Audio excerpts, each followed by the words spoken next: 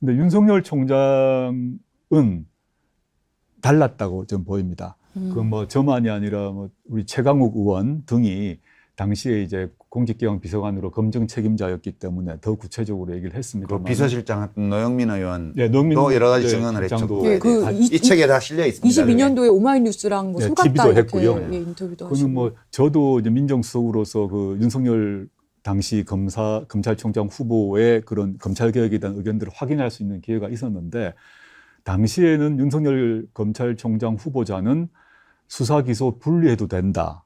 그리고 경찰에 대한 수사 지휘 포기해도 된다.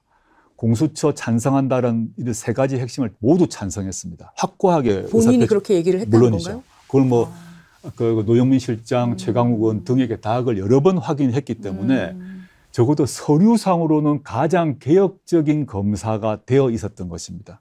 그래서 노영민 비서실장이 그 오마이 TV 인터뷰에서 속았다란 말을 하신 거고, 근데 총장이 되자마자 그 약속을 모두 다 뒤집는 거죠.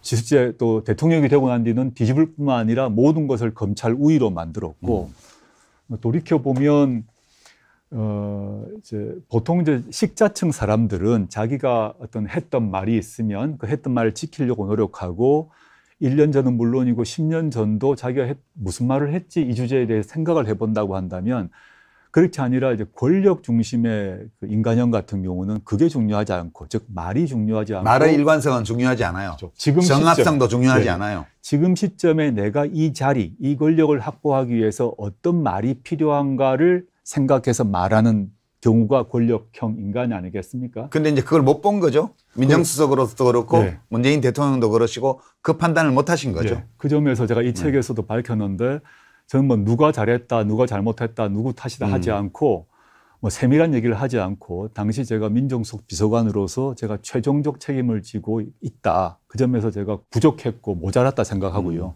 그 책임 역시 제가 회피하지 않겠다 이런 마음을 갖고 있습니다. 그 역시 이거를 이 책에서 명시적으로 밝혔습니다.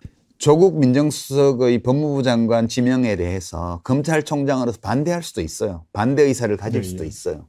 근데 그때 제가 이거는 그냥 있으면 안 되겠다라고 느꼈던 거는 대통령의 인사권을 무력화해서 검찰총장이 대통령을 무릎 꿇리려고 하는 것 같은 느낌을 받았거든요. 그러셨어요. 네, 대통령이 검찰총장을 지휘감독하는 그 법무부 장관을 지명을 했는데 저 법무부 장관 지명자가 내 마음에 안 들어.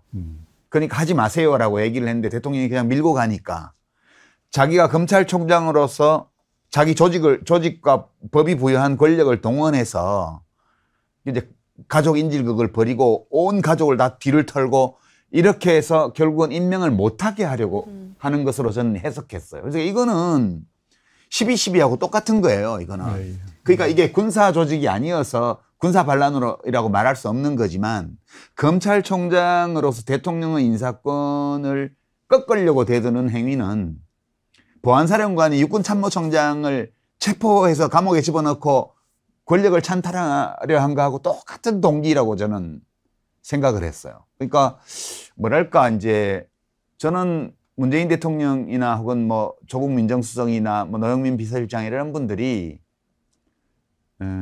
사람이 다 자기 같지 않다는 걸 충분히 생각하지 못했다 이렇게 봐요. 네. 사람이 다 자기 같지 않아요.